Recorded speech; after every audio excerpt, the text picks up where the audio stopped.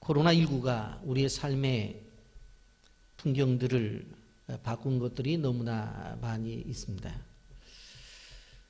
특별히 학교의 풍경은 완전히 달라졌습니다.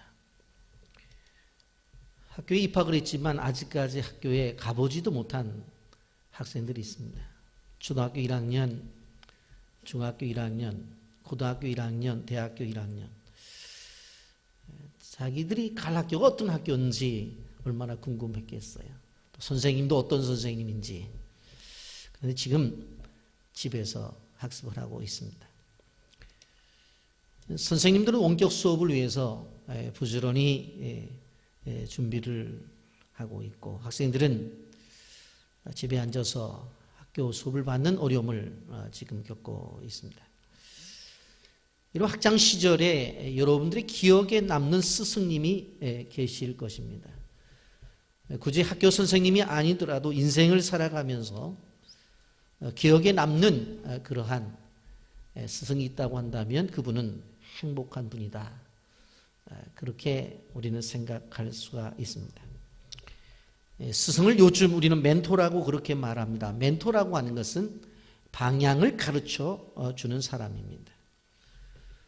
물론 인생을 걸어가는 것은 우리 자신이지만 그 길을 인도하는, 왜? 인생을 먼저 살아봤기 때문에 가르칠 수 있고, 그리고 인생을 먼저 살아봤기 때문에 조언할 수 있는 사람들이 그 사람의 인생에 대해서 진솔한 이야기를 해줍니다. 이럴 때 나타난 효과가 무엇입니까? 시행착오를 줄일 수 있다고 하는 것입니다.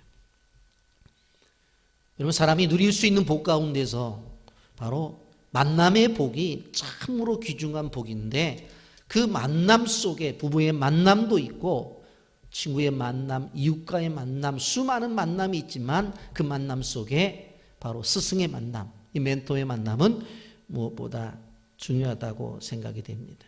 어렸을 때는 이러한 멘토를 만나야 되고, 또 성장해서 성숙되었을 때는 다른 사람의 멘토가 되어줘야 된다고 하는 것입니다.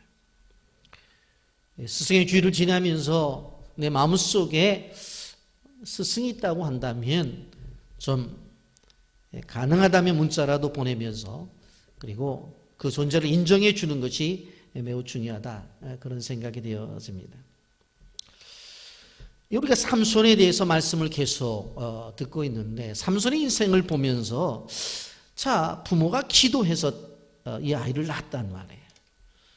그리고 실질적으로 나실인으로 헌신이 되었어요. 그런데 왜 이렇게 삶을 살아가면서 인생의 연약함이 끊임없이 나타났는가 생각을 해보면 여러 가지 이유가 있습니다만은 그를 지도할 스승이 없었기 때문이었다.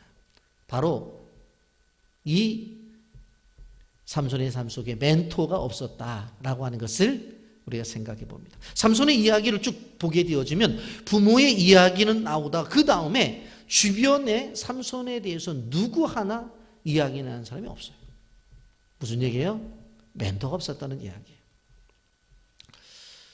한 시골에 가난한 소년이 앉아서 가만히 생각을 해보니까 이 시골 땡내에 태어났고 또 자기 집안도 그렇게 드러낼 만한 집안이 안 돼. 그런데 자기 믿음의 사람이니까 그래도 좀 이 땅에 훌륭한 업적을 좀 남겨야 되겠다, 그렇게 생각해서 누굴 찾아가냐면 목사님을 찾아갔어요.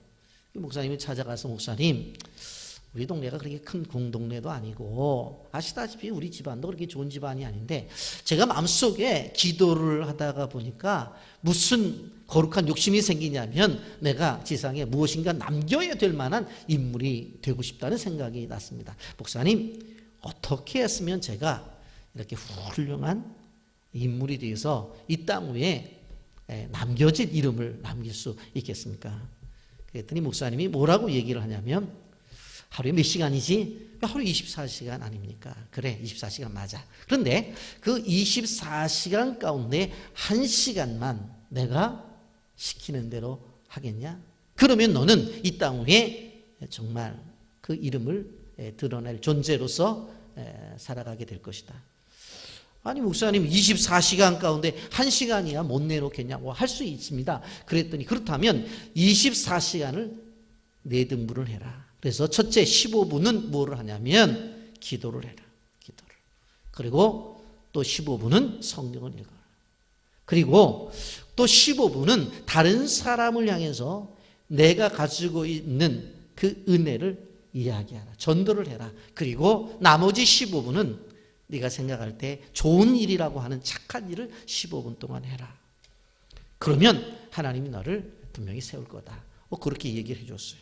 근데 이 어린 소년이 그 이야기를 듣고 하나님의 음성으로 들었어요.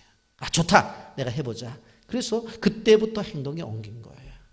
그래서 한 시간을 딱 정해서 15분 동안 기도하고, 그리고 15분 동안 또 성경을 읽고, 또 15분 동안은 어떻게 해요? 자기가 받은 은혜에 대해서 주변의 사람들에게 나누고, 그리고 또 15분은 소위 말해서 착한 일을 하면서 돌아다녔습니다. 여러분, 이 사람이 바로 후에 세계적인 부흥사가 된 빌리 선데이라고 하는 사람이에요. 바로 이 빌리 선데이 목사님에게는 누가 있었어요? 그 인생을 지도하고 방향을 가르쳐 준 한 목사님이 그 인생을 인도하는 멘토였다고 하는 것입니다. 특별히 자라나는 청소년기에 존 스승을 만난다고 하는 것은 그 인생에 있어서 대단한 행복이라고 하는 것을 우리는 기억해야 돼요. 왜냐하면 진정한 가르침은 소멸하지 않는 인생의 자산이기 때문에 그래요. 여러분, 어렸을 때 부모님이나 학교 선생님들이 해주신 말씀 가운데서 아직도 기억에 남는 게 있잖아요. 그거 뭐예요? 소멸되지를 않아, 사라지지를 않아. 어렸을 때 주신 말씀인데, 청소년 때 주신 말씀인데, 내가 시집갈 때 주신 말씀인데, 내가 장가갈 때 주신 말씀인데, 그 말씀이 사라지질 않아요. 왜 그래요? 그 말씀이 바로 우리에게 주는 중요한 교훈적 말씀이기 때문에 그런 거예요. 여러분, 지난주 우리는 사람의 뜻과 하나님의 뜻에 있어서 삼손의 인생에 있어서 어떠한 일이 있었는가를 우리가 말씀을 나누었습니다. 오늘 그 유명한 사사기 16장 전체를 가지고 말씀을 나누려고 했는데, 우리가 잘 아는 대로 이거는 삼손과 들릴라의 사건이에요. 여러분, 삼손과 들릴라라고 하는 것은 예수를 믿는 사람뿐만 아니라 안 믿는 사람들도 다 알고 있고, 이 사건이 영화가 돼서 나왔잖아요. 그러나 우리는 성경에서 말하는 의미가 도대체 뭔가 하는 부분들을 가지고 말씀을 나누면서 은혜를 나누고자 합니다. 삼손이 모태에서부터 나시인으로 태어나게 되어지는데, 대표적으로 나시는 세 가지를 해야 돼요. 첫째는 뭐냐면 술을 먹으면 안 돼요. 그리고 두 번째로 죽은 사람이든 죽은 짐승이든지 만지면 안 된다고. 그리고 세 번째로 머리를 깎으면 안 돼. 이 세 가지가 당시에 구별된 나시인에게 하나님께서 정해 주신 것이었어요. 그런데 우리가 보세요. 삼손 드시잖아요, 술. 그리고 삼손이 어떻게 해야 돼요? 죽은 사람들을 만지고 죽은 짐승에서 나오는 것들을 가지고 먹잖아요. 그리고 나중에 머리도 깎잖아요.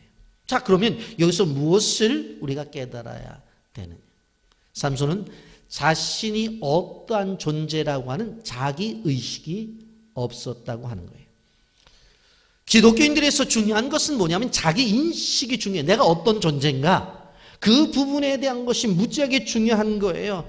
여러분, 나는 하나님의 자녀다. 그리고 나는 빛의 교회의 성도다. 그리고 더 나가서 나는 세상을 향해 나갈 때 하나님께서 나에게 주신 빛의 사명과 소금의 사명을 감당하기 위해서 오늘도 세상에 떠나는 선교사다. 그런 생각을 갖고 아침에 떠나보세요.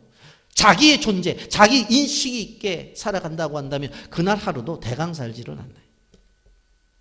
근데 삼손은 그게 없었어요.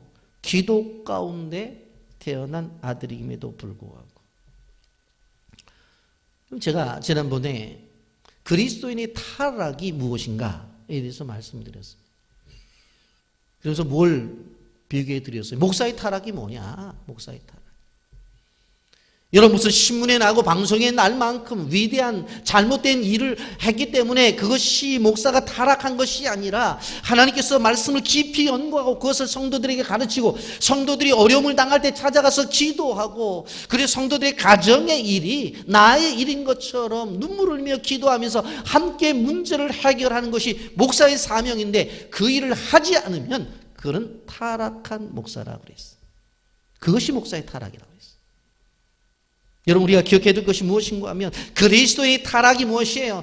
여러분이 세상에 오시게 될 때에 하나님께서 여러분을 개개인을 향한 하나님의 목적이 있었다고요. 그리고 그것을 부르심이라고 말해요. 그것을 소명이라고 말한단 말이에요. 그런데 그 소명에 걸맞는 삶을 살면 괜찮지만 그렇지 않으면 그 사람은 타락한 사람이에요. 그래서 우리는 기독교 가치관 속에서 살아가야 되는 거예요. 삼손을 왜 타락했다고 그래요? 바로 그를 향한 하나님의 목적이 뭐예요? 블레셋에서 이스라엘 민족을 구원하라는 분명한 사명을 주었는데 블레셋 여자하고 결혼하고 뭐 애를 낳게 되면은 반은 이스라엘 사람이고 반은 블레셋 애일 거 아니에요? 그러니까 이게 타락이라고. 하나님이 주신 어떤 목적에 맞지 않는 거예요. 단순히 술 먹고 단순히 블레셋 여자를 좋아했다. 그런 차원을 뛰어넘어서 하나님이 삼손을 향한 분명한 요구, 그 앞에서 그가 어떤 모습을 보이느냐, 그게 중요하다고 하는 거예요. 오늘 말씀의 내용이 뭡니까? 삼손이 수많은 여인 가운데서 마지막 여인이에요. 그 여인의 이름은 들릴라라고 하는 여인인데 이 들릴라 여인과의 관계 속에서 나타난 그 일들을 오늘 말씀을 통해서 우리에게 귀한 교훈을 주고 있다는 것을 기억해야 돼요. 끊임없이 블레셋 사람들이 삼손에 대해서 깨닫고 알기를 원했던 것은 그 막대한 힘이 어디서 나오는가, 그걸 알고 싶었던 거예요. 그래서 들릴라라고 하는 여인을 통해서 그 힘의 근원을 알기를 원했는데 삼손도 몰랐어요. 그게 바로 그 힘이 하나님께로부터 온다는 거예요. 삼손도 자기 머리에서부터 온다고 생각을 했어요. 그래서 머리카락만 자르면 된다고 생각을 했던 거예요. 겉으로 보기에는 머리카락만 잘랐더니 그 힘이 없어진 건 분명해요. 그러나 성경의 전체적인 흐름을 보게 되어지면 그는 머리카락의 문제가 아니라 하나님과의 관계의 문제예요. 신앙의 문제라는 것을 가르쳐 주고 있다고 하는 거예요. 머리카락이 자르자 힘이 없어진 것은 내가 너랑 더 이상 함께하지 않겠다고 하는 하나님의 사인이에요. 하나님의 신호라고 하는 거예요. 그렇다고 한다면 삼손이 왜 넘어졌는가? 첫째, 하나님의 도우심을 하나님의 허락으로 착각해요. 오해를 하는 거예요 지금. 예? 삼손이 넘어짐 속에 보면 삼손이 가지고 있는 많은 착각들을 하고 있어요. 자기가 잘못된 일을 하면서도 그래도 되는 줄 알고 있어요. 이게 문제라고요, 여러분.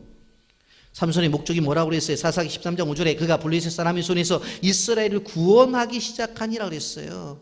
그래 결국은 삼손의 손을 통해서 이스라엘 민족을 구원하는 것들이 사실은 삼손의 주기 사명이에요. 그런데 그 일을 감당함에 있어서 참 우리도 하나님 참 잘 참으신다고 생각하는 게 뭐냐면 끊임없는 잘못을 하는데 하나님이 함께 하셔요. 사사기 16장 6절에 보면 젊은 사자를 염소 새끼 찢는 것 같이 찢었다고 그랬죠. 여러분 염소 새끼 찢는 것 같이 찢었다. 염소도 찢기 힘들어요. 어떻게 찢어요? 근데 손으로 쭉쭉 찢어서 죽이는 거예요. 여러분 수수께끼를 푼 후에 30명을 죽일 때도 사사기 14장 19절에 여호와 영이 삼손에게 갑자기 임하심에 그랬어요. 그리고 사사기 15장 14절에 레위에서 나귀 턱뼈로 1000명을 죽일 때도 여호와 영이 삼손에게 갑자기 임하시라고 분명히 말씀했어요. 여러분 여기서 우리는 삼손이 행동을 하고 있지만 동시에 하나님의 일하심을 봐야 되는 거예요. 하나님이 일하시고 계시는 거예요. 하나님이 일하시고. 그런데 삼손은 그 속에서 자기가 그렇게 해도 하나님이 허락하시고 하나님이 기뻐하시고 자기를 도와주시니까 이래도 되는구나 생각을 했던 거예요. 나시리는 그래서는 안 되는데 술 먹어도 되는구나. 아이고 죽은 시체 만져도 되는구나. 삭도를 대면 안 되는데 머리 빡빡 깎아도 되는구나 생각을 하는 거예요. 왜? 그렇게 해도 별로 이상이 없어. 여러분, 그래도 되는 줄 알았어요. 그러면 안 돼요. 그러면 안 된다. 그런데 그러면 되는 줄 알았어요. 여러분, 코로나19를 통해서 신앙의 패턴이 많이 바뀌어졌어요. 그래서 목사님들이 많이 참 고민을 많이 해요. 이전에는 주일날 예배를 안 드리고 만약 등산이라도 갔다 그러면 무슨 생각이 드냐면 예배 안 드리고 우리가 등산 갔다가 분명히 내 다리 몽둥이를 하나님 가만 놔두겠어? 부러지지. 정상에 올라가서 야오 하고 내려올 때라도 하나님이 요놈 봐라 그렇게 좋으냐고 엎드려져서 무릎팍이라도 깨지게 만들겠지. 막 그런 생각이 드니까 가도 주일날 예배 드리고 가야 되지 하고 예배를 드렸는데, 지금은 집에서 그냥 예배를 드려도 뭐 어떤 때는 또 바빠서 또 예배를 안 드려도 하나님의 사인이 없어요. 그러니까 그래도 되는구나. 잘못된 학습이 되어진 거예요. 이게 잘못된 학습이 되어진 거예요. 분명 교회에서 예배를 드리든 가정에서 예배를 드리든 녹음되어진 것을 들으면서 주중에 예배를 드리든 예배를 드려야 되는 게 원칙이란 말이에요. 그런데 안 드려도 돼요. 별로 이상이 없어. 11조를 안 드리면 하던 장사가 안 되어져 버리고, 아니면 가만히 11조 금액하고 애가 아파서 병원 간 걸 계산해 보니까 하나님이 11조를 다 찾아가시는 것 같고, 아이고 일이 터져서 이상한 데 터져서 돈이 나가서 아이고 애 끼려고 계산해 보니까 11조야. 이렇게 되어져 버리면 11조 드리거든요. 그런데 안 드려도 별거 없고 통장에 돈이 차곡차곡 쌓여. 안 해도 되는구나. 안 해도 되는 습관이 되어지는 거예요. 여러분, 우리가 잘못했을 때에 하나님이 그 건에 대해서 벌을 주신다면 하나님 벌 주시기 바빠요. 그리고 만약 그래서 벌을 우리가 받는다고 한다면 우린 늘 벌 받아야 돼. 그래서 하나님은 늘 벌 주고, 요놈 너 이랬지, 너 그랬지, 아침에 이랬지, 점심에 이랬지, 저녁에 이랬지. 그래서 우리는 어떻게 되어지냐면 노상 손 들고 서 있든지 복도에서 무릎하고서 복도에 서 있던 학생들처럼 늘 그래야 돼. 늘 벌 받는 우리, 늘 벌 주는 하나님, 그런 관계가 유지가 되어지는 거예요. 하나님이 그렇게 안 하시거든요. 근데 거기에 습관이 된다고. 제가 교육전사 때 우리 교회에 이제 부목사님이 한 분 계셨는데 어느 날 사무실에 앉아있는데 안전사 그러더라고. 예? 그랬더니 내가 군대 있을 때 간증을 하나 할게. 그래서 무슨 간증이에요? 들어봐. 재밌는 간증이야. 그래요? 그래서 뭐라고 얘기를 하냐면 군대에서 작전 나갔다가 들어오게 되어질 때 부대로 이제 귀대하게 되어지면 이제 시골의 동네를 지나가게 되어지잖아요. 그런데 그 부대로 들어가게 되어질 때에 그 옆에 고추밭이 하나 있었대요. 그리고 좀 더 가면 복숭아밭이 있어서 내가 하나님 앞에 무슨 생각을 하냐면 하나님이 자기를 너무 사랑해서 고추를 너무 좋아해서 고추밭을 거기다 심어놨다. 그래서 들어갈 때마다 몇 개씩 따서 호주머니에다 집어넣고 들어가서 주사병한테 야 된장 가져와. 그래서 고참이니까 된장찌개에서 먹을 때 그렇게 맛있었다는 거예요. 그리고 뭐라고 말을 하냐면 복숭아밭에 복숭아도 따서 먹었대. 그런 얘기를 해요. 그런데 어느 날, 그날도 이제 밖에서 작전 끝나고 들어가게 되는데 고추가 보이더라는 거야. 저거 좀 따서 가지고 먹어야 되겠다. 그 몇 개를 그날 따는데 순간적으로 무슨 생각이냐면 자기가 하나님을 믿는 사람이고, 그리고 사회에 있을 때는 소위 말해서 전도사 하다가 지금 군대에 왔는데 그 하늘을 한번 쳐다보면서 하나님이 아니 계시지는 않는데 왜 가만히 계실까? 그리고 하나님 왜 가만히 계세요? 하나님 계신 거예요? 웃으면서 그날 고추를 땄다는 거예요. 그리고 들어가서 주사병한테 야 된장 가져와. 그리고 예전처럼 된장에다 고추를 찍어서 먹었어요. 근데 어떤 일이 벌어진 줄 아세요? 지금까지 그래도 괜찮았는데 입술이 부르트기 시작해갖고 코 쪽으로 올라가더니 나중에는 온몸이 얼굴이 땡땡땡땡 붙더라는 거예요. 그래갖고 고추 먹고 나서 얼마나 회개를 했는지, 복숭아 따먹은 것까지 며칠 동안 회개를 했더니 얼굴이 가라앉았다라는 그 얘기를 하면서 재밌지 그러더라고요. 여러분 생각해 보세요. 하나님이 안 보셨나요? 보셨어요. 남의 꽃고추 따먹는 거 보셨다니까. 근데 하나님이 언제까지 기다리신 거예요? 입술이 퉁퉁 부르트 때까지. 그 하나님의 기다림이라고, 기다림. 그것을 기억해야 돼요. 하나님이 안 보신 게 아니에요. 보고 계셨어요. 그런데 우리는 계속해서 하나님이 안 보신 것처럼 계속해요. 언제까지? 입술이 부르틀 때까지. 삼손이 잘못하고 있을 때 하나님이 일방적으로 보호해 주시고 도와주시는 그 부분들을 생각하면서 빨리 돌아와야 되는데 삼손은 안 돌아오고 있는 거예요. 우리도 생각해 봐야 돼요. 우리 안다니까 하나님 앞에 잘못하는 줄. 그런데도 계속해요. 왜? 하나님이 그냥 놔두실 거라고 생각해요. 아닙니다. 중단하고 돌아오지 아니하면 큰일 나요. 두 번째로 보면 삼손이 드릴라를 사랑하는 사랑이 잘못된 사랑인데 진정한 사랑이라고 그렇게 생각했어요. 1절 보세요. 삼손이 가사에 가서 거기서 한 기생을 보고 그에게 들어갔더니 라고 말씀하고 있죠. 이런 블레셋의 여인을 반하게 되어져요. 여러분, 여기에 기생이라고 하는 것은 몸을 파는 여인이 가서 보고 들어갔다, 그렇게 말하고 있습니다.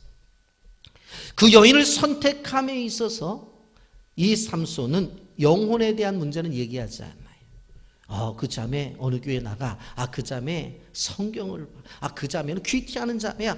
그 자매는 늘 노래를 들어보면 찬송을 해. 뭐 그런 얘기가 없어요. 그런 얘기가 성경에서 말하는 것처럼 바로 무엇을 이야기하는 거예요? 육신의 정욕과 안목의 정욕, 그것을 여인을 결정하는 기준이 되어져 버린 거예요.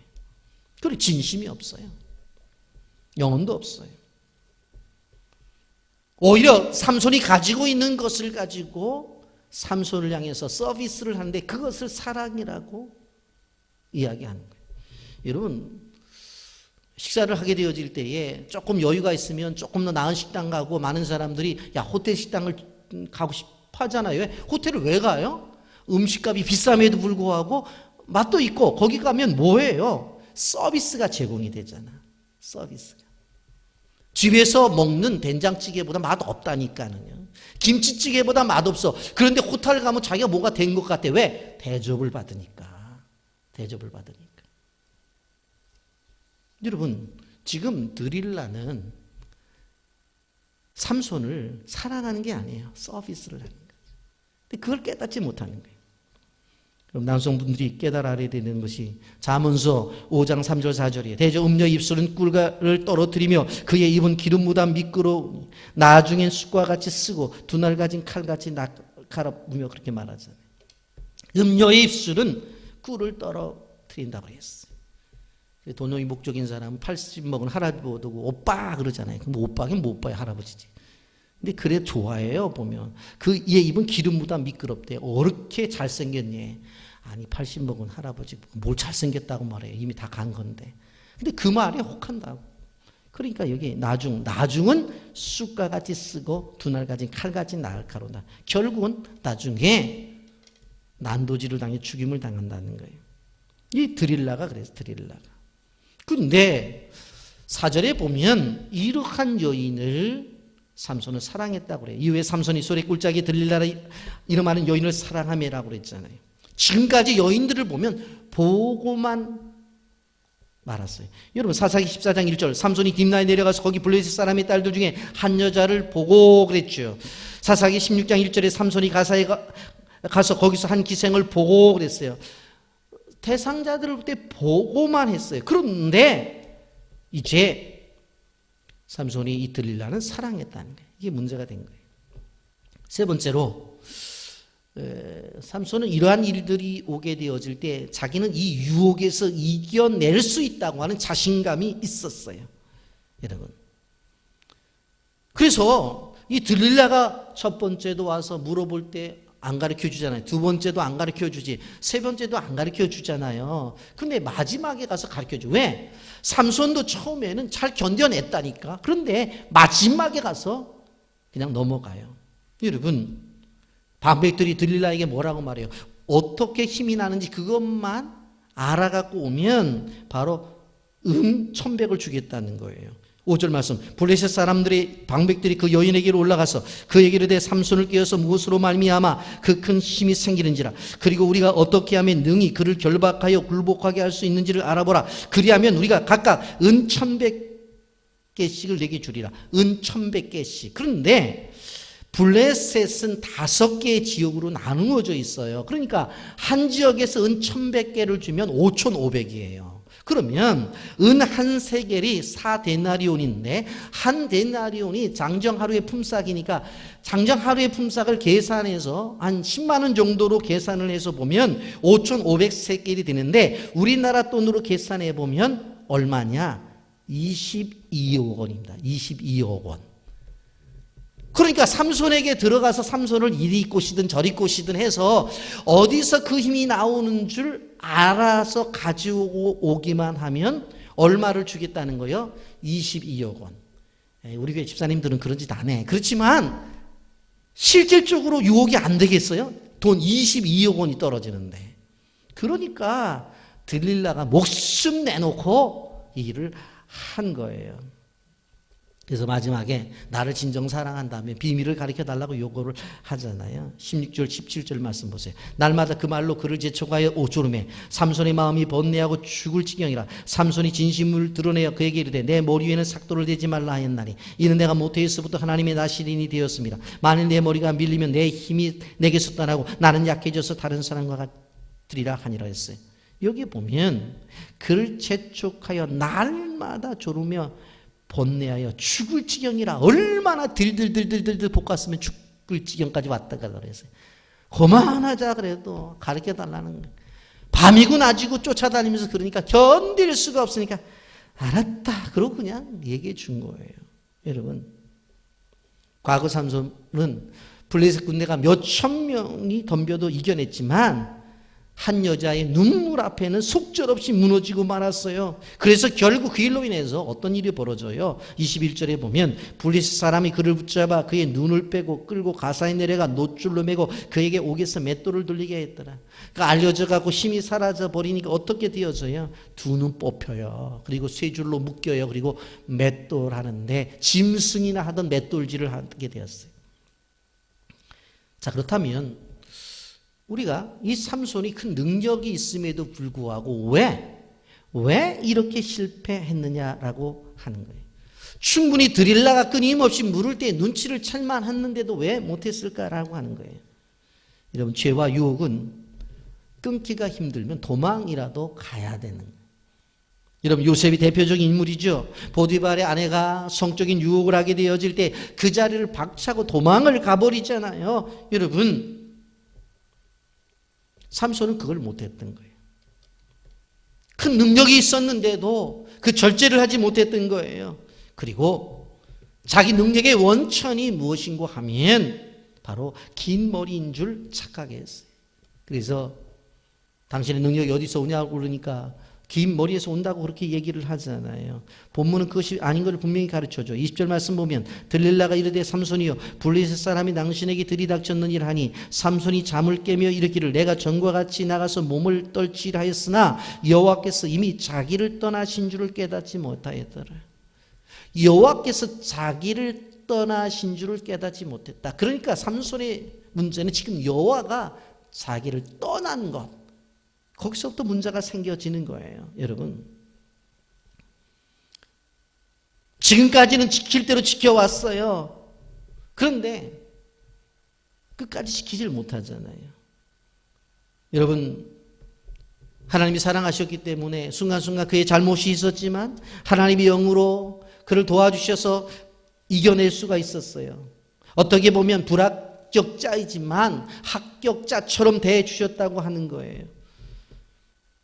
여러분, 우리가 기억해야 될 것이 무엇인가 하면 성도에게 있어서 돈이나 권력이나 명예가 승리의 근원이 아니라 바로 하나님이 승리의 근원이에요. 머리카락이 승리의 근원이 아니라고 하는 거예요. 우리가 진정 이김의 삶을 살기 위해서는 어떻게 되어져야 돼요? 하나님이 끊임없이 나를 붙잡으시는 삶을 살아가야 된다고 하는 거예요.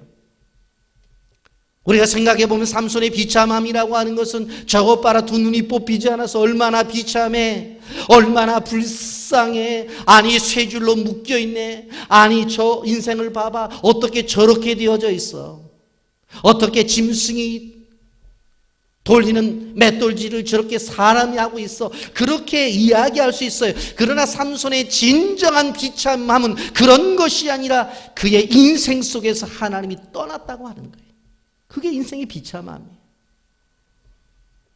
여러분, 우리가 신앙생활을 하면서 믿음 생활하지만 아무리 어려운 일이 있어도 하나님이 나의 기도를 들어주시고 내가 찬송을 부를 때 기뻐 받으시고 예배를 드리면 그래 네 예배 받았다고 하는 하나님과의 관계만 이루어지면 견뎌내요. 그런데 그게 없으면 못 견뎌요. 신앙인의 비참함이 어디서부터 오는가 알아야 돼요. 그래서 우리는 기억해야 되는 것이에요. 그런데 문제는 뭐예요? 많은 신앙인들이 자신의 비참함이 어디서부터 왔는지를 모르는 거예요.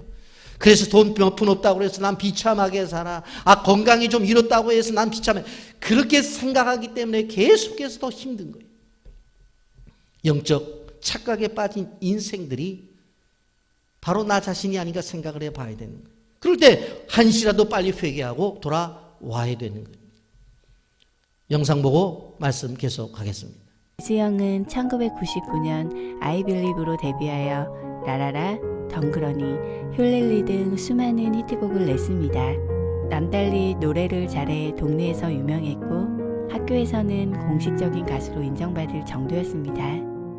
그러던 어느 날 친구를 따라 한 선교단체 콘서트에 가게 되었습니다. 당시 이수영의 집안은 불교를 믿었기에 기독교에 관심이 없었지만 콘서트란 말에 귀가 쏠깃해진 것입니다. 친구와 갔던 콘서트는 찬양 집회에 가까웠는데 처음 불러보는 찬양이 마음을 움직이게 했습니다. 단 한 번의 집회로 완전히 하나님께 사로잡혔습니다. 그날부터 이수영은 하나님이 살아계시다는 것을 믿게 되었습니다. 이수영은 가수의 꿈도 접고 기획사에 전화를 걸어 더 이상 가수가 될 생각이 없다고 밝혔습니다. 고3이 된 이수영은 친구들이 공부할 때 성경 공부와 전도의 모든 것을 걸었습니다. 매일 10명이 넘는 친구들에게 예수님을 전했고 쉬는 시간에 함께 기도하고 찬양하고 복도에서 통성기도하다가 선생님께 맡기도 했습니다. 그렇게 1년 동안 이수영을 통해서 예수님을 영접한 사람이 300명이나 되었습니다. 그러던 어느 날 어머니께서 갑자기 돌아가셨습니다. 하나님을 등졌어요. 저만. 제 나름대로는 고3을 고스란히 드렸다고 생각했는데 드렸다고 생각했던 거예요. 네. 제 마음속에. 그랬으니까 앞으로는 뭐 당연히 다 해주실 줄 알았는데 그랬는데 가수도 내려놓고 고3도 내려놓고 저는 그러니까 시험도 당연히 못 봤죠. 다 안 되어지는 상황이었었는데 엄마마저. 예. 그러니까 너무나 큰 원망이 들더라고요. 그때 그냥 그래 하나님이고 뭐고 다 필요 없어. 세상에는 나밖에 없는 거고 그리고 동생들을 돌봐야 되고 봤어요. 그러니까 저한테는 그 악몽과도 같은 장례식장에 그 풍경이 2번이나 똑같은 일로 아빠도 저는 사고로 돌아가셨는데 그 똑같은 악몽이 또 되살아나서 다시 가수를 준비했고 기획사에 연락해서 앨범을 준비했습니다. 하루에 3-4시간을 자면서 연습에만 몰두했습니다. 밤낮을 혹독하게 연습한 끝에 1999년 아이빌리브로 데뷔했고 큰 인기와 사랑을 받았습니다. 제법 성공한 가수가 되었지만 이수영은 행복하지 않았습니다. 데뷔곡이 히트쳤지만 계약관계로 이수영의 목은 거의 없었습니다. 비좁은 반 지하방에서 어린 동생들과 함께 사는 삶은 힘겨웠습니다. 삶은 여전히 힘들게 느껴졌고 허무하고 외로웠습니다. 그렇게 힘들어하는 자신에게 가수 이지훈이 안타까운 마음으로 충고했습니다. 왜 그러고 다니냐고, 왜 기도하지 않느냐. 그 말은 마치 하나님께서 자신에게 하시는 말씀 같았습니다. 이수영은 다시 하나님을 찾았습니다. 몇 년 만에 이수영은 하나님 앞에 주저앉아 눈물로 기도했습니다. 그래서 첫날은 막 좀 힘들어 하다가 그 다음 날부터 그날 그 잊고 살았던 방언 기도가 다시 터지면서 그때부터 저 밑바닥에 제가 모르던 상처까지 다 끄집어내서 치유를 시작하시는 거예요. 우리가 흔히 말하는 가수왕 네. 이수영 축하드립니다. 이수영 씨예요. 이수영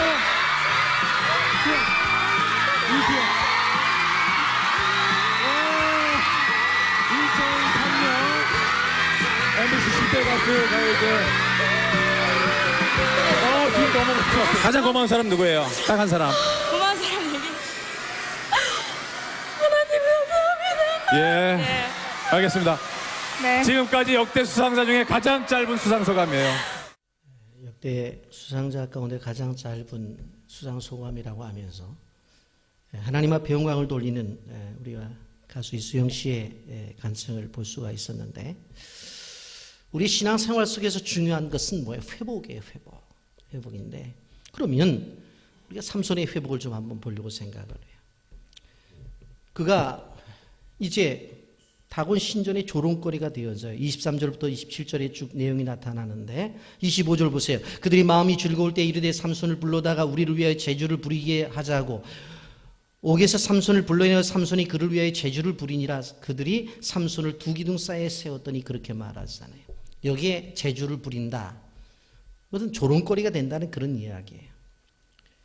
그럼 TV를 보게 되어지면 개그 콘서트라고 하는 그런 어떤 프로그램이 있는데 관중들을 웃기려고 하는 거잖아요. 단순히 눈앞에 있는 그 관중이 아니라 또 브라운관을 통해서 각 집에서 보고 있는 사람들까지 웃겨야 된다는 말이에요. 그거 보세요. 어떤 때는 자기가 입던 옷도 벗고 벗기기도 하고 짐승의 탈을 쓰기도 하고 심지어는 두드려 맞기도 하고 막 그러잖아요. 그런데 그 앞에 있는 관중들은 깔깔 웃는데 그들이 뒤에서 이야기하는 걸 들었어요. 이렇게까지 해야 되나? 그래서 많이 운다는 거예요. 이렇게까지 해야 되나? 지금 삼손의 처지가 그래요. 블레셋 사람들을 웃기게 하기 위해서 자신이 지금 그러한 광대 노릇을 하고 있는 거예요. 그가 누구예요? 사자를 맨손으로 잡던 그러한 능력의 힘이었어요. 그런데 그 힘을 가지고 맷돌이나 돌리고 있어요. 지도자 사사가 다른 사람들의 조롱거리가 되었어요. 영적으로 정치적으로 지도자였는데 이제는 다른 사람들의 손가락질을 받고 있어요. 전쟁에서 승리하여 블레셋 사람들에게 울음을 주어야 되는데 지금 자기가 어떻게 해요? 블레셋 사람들에게 웃음을 주고 있는 그러한 존재가 되어져 버린 거예요. 나귀표로 1000명을 죽였을 때 삼손의 이름만 들어도 블레셋의 어린 아이들이 울다가 그쳤다고 했는데 이제는 정반대가 되어진 거예요. 여러분, 그러면서 뭐라고 말해요? 우리의 위대한 신이 삼손을 믿는 그 신을 이겨서 이렇게 놀이객감이 되었다고 말하잖아요.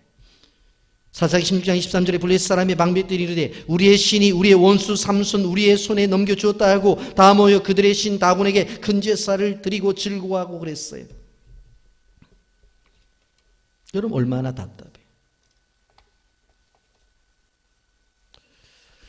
마귀가 우리의 인생을 향한 목적이 있는데 그것이 뭐냐면 하나님께서 우리에게 주신 은사를 사용하지 못하도록 하는 게 바로 사탄, 마귀가 하는 역할이에요. 하나님이 우리에게 주신 은사가 있어요. 그럼 그걸 가지고 하나님의 영광을 위해 써야 돼요. 지금 삼손은 받은 은사가 무엇입니까? 지금까지 수많은 사사들을 우리가 생각해 보았지만 삼손은 그에게 무엇을 줬어? 힘을 줬어. 이게 은사란 말이에요. 그러면 그 은사를 가지고 블레셋 군대를 이겨야 되는데 그 힘을 가지고 지금 이겨내지 못하고 오히려 맷돌질을 하고 있다고요.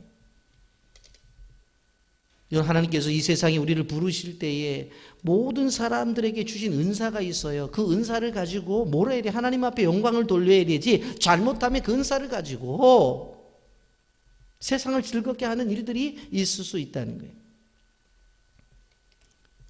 여러분, 새가 살아있을 때는 새가 벌레를 잡아먹지만 그 새가 죽으면 벌레가 새의 고기를 먹는다는 걸 꼭 기억해야 돼요. 여러분, 제가 어렸을 때 시골에서 자랐다고 그랬잖아요.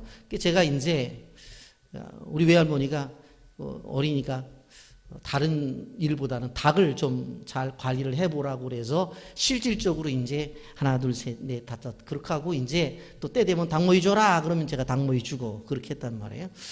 근데 닭이 모이를 먹어도 뒷곁에 가보면 또 막 이게 자기가 그 발질을 해가지고 뭘 쪼아 먹어요.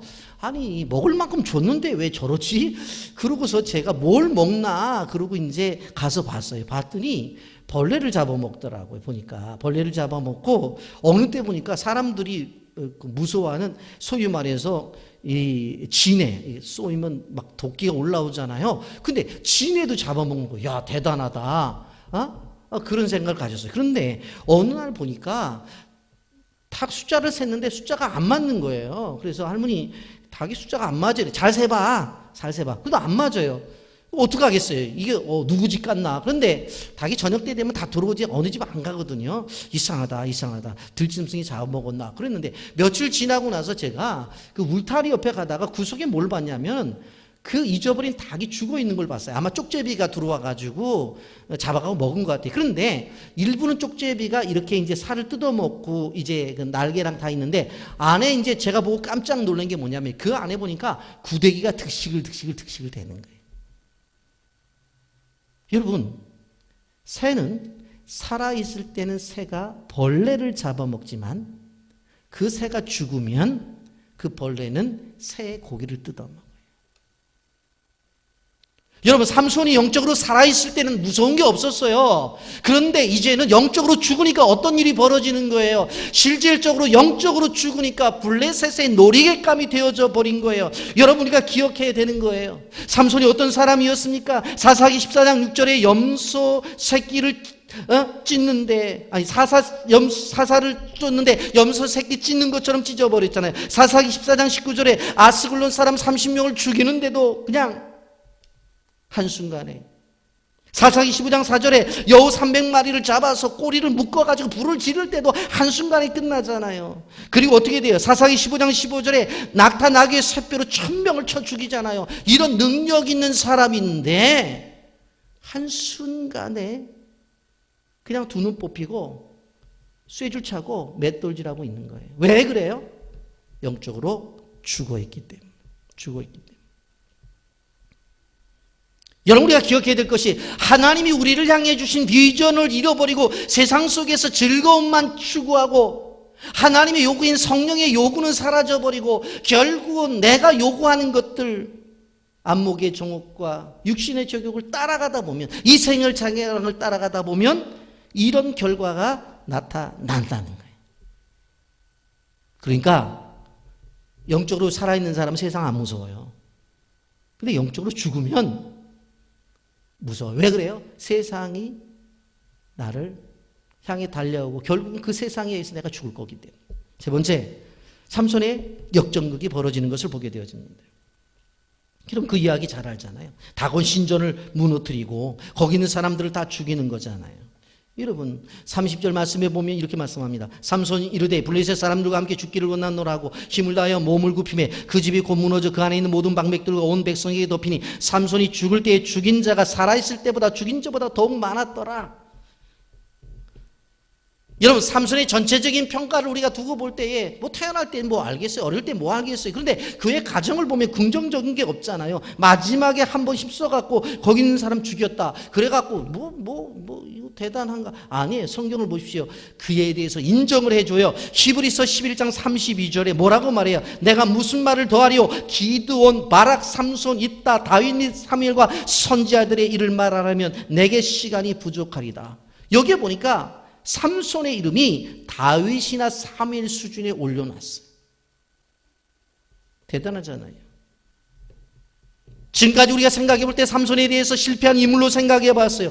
그런데 그의 장렬한 최후를 보면서 지금까지 행해왔던 모든 것이 순식간에 사라져버리고 믿음의 장인 히브리서 11장에 그 이름이 들어가 있는 것을 볼 수가 있습니다. 그러면 무엇이 삼손으로 하여금 역전극을 벌일 수 있게 했는가?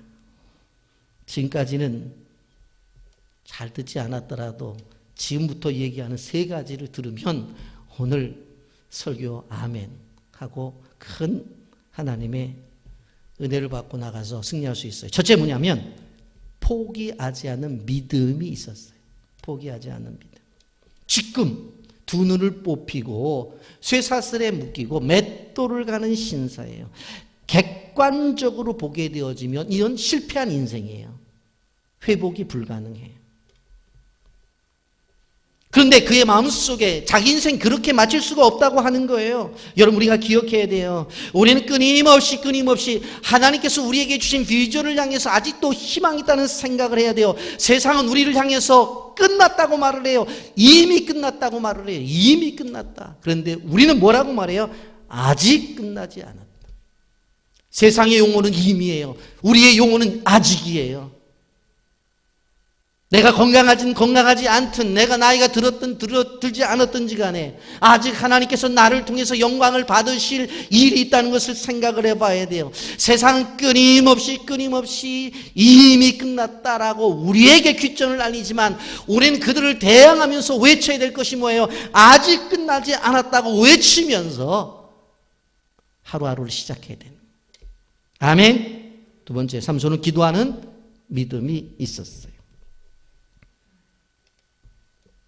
지금까지는 머리털에서 능력이 나온다고 자신도 생각했어요. 그런데 지금 삼손이 맷돌질을 하면서 머리가 자랐거든요. 성경에 보면 머리가 자랐다고 표현해요. 그런데 능력이 안 나타나.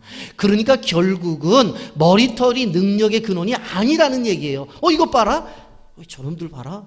나 잡아다 놓고서 두 눈 빼고 쇠로 올가맸고 맷돌질 하는데 머리가 자라나는 것은 안 보고 있네. 좋다. 머리가 자라나면 내가 한바탕 해봐야 되겠다 생각을 했을 거 아니겠어. 그런데 머리가 자라나도 힘이 안 나요. 그러면서 그가 뭘 깨달은 거예요? 야, 이게 머리털이 힘이 되어지는 게 아니구나. 삼손은 그때 영적인 눈이 떠지는 거예요.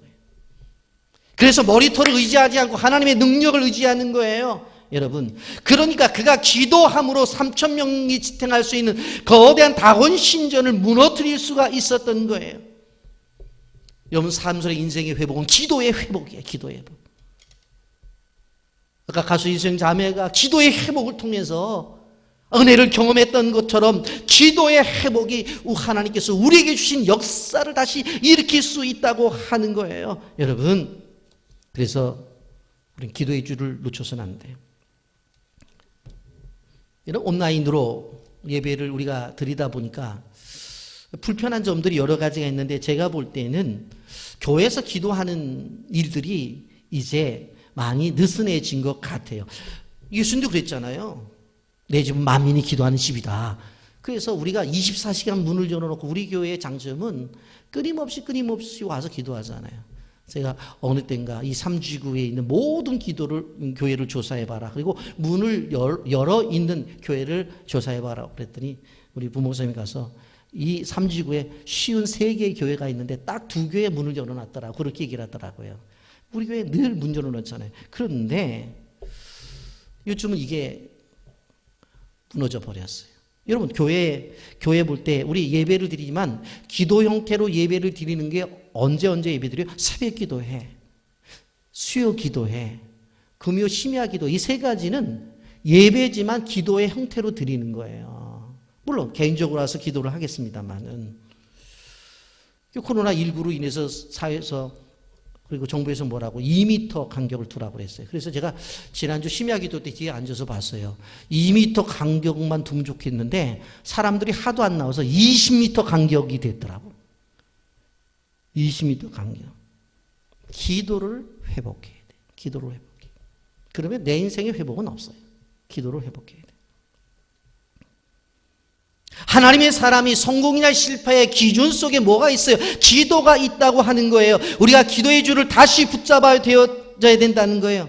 사사기 16장 28절에 뭐라고 말해요? 삼손이 여호와께 부르짖으되 주 여호와여 구하옵나니 나를 생각하옵소서. 하나님여 구하옵나니 이번만 나를 강하게 하사 나의 두 눈을 뺀 블레셋 사람의 원수를 단번에 갖게 하옵소서. 이거 기도문이잖아요. 기도문. 기도하잖아요. 기도.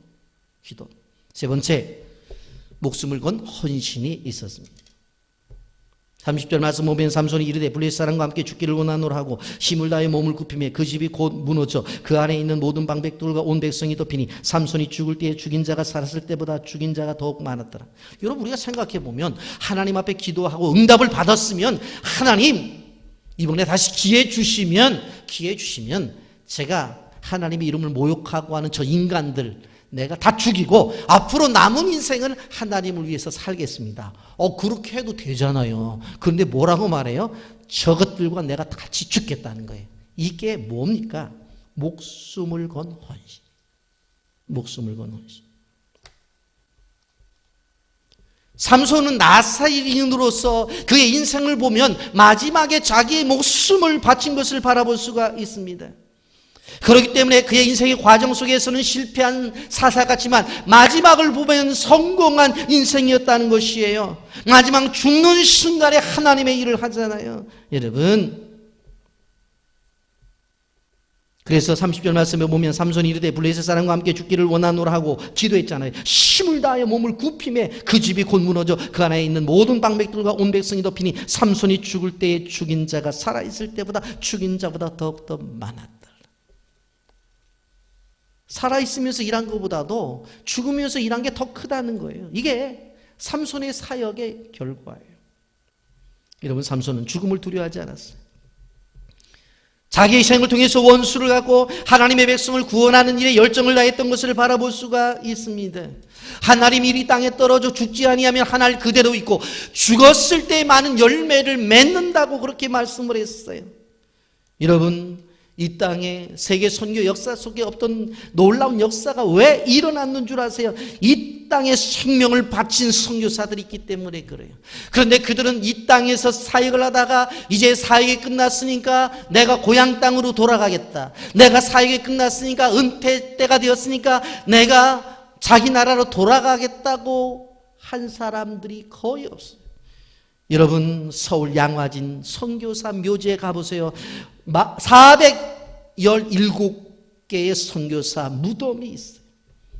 광주에 있는 양림동 선교사 묘지에 가보세요. 17명이 잠들어 있어요. 전주 다가산 가락 선교사 묘지에 가보십시오. 17명의 선교사가 잠들어 계세요. 창원에 8명, 부산에 5명, 우리 인천에도 가보세요. 선교사들이 죽어있는 무덤이 그대로 있다고요.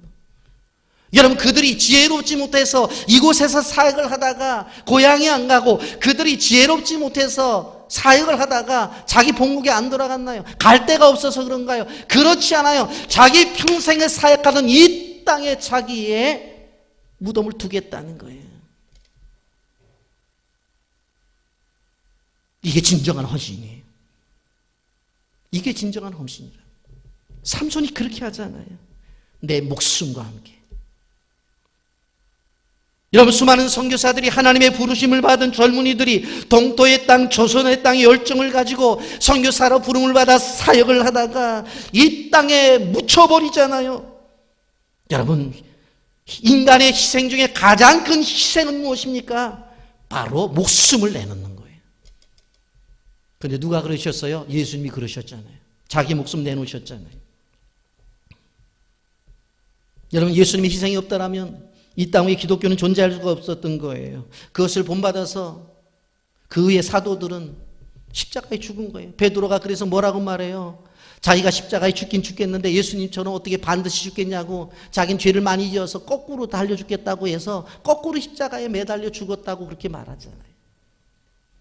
기독교는 피를 먹고 자라요. 하나님의 나라는 희생을 먹고 자라나게 돼 있어요. 그래서 no pain, no gain, no cross, no crown이라는 말이 나오는 거예요. 십자가 없이는 영광이 없다고 하는 것입니다.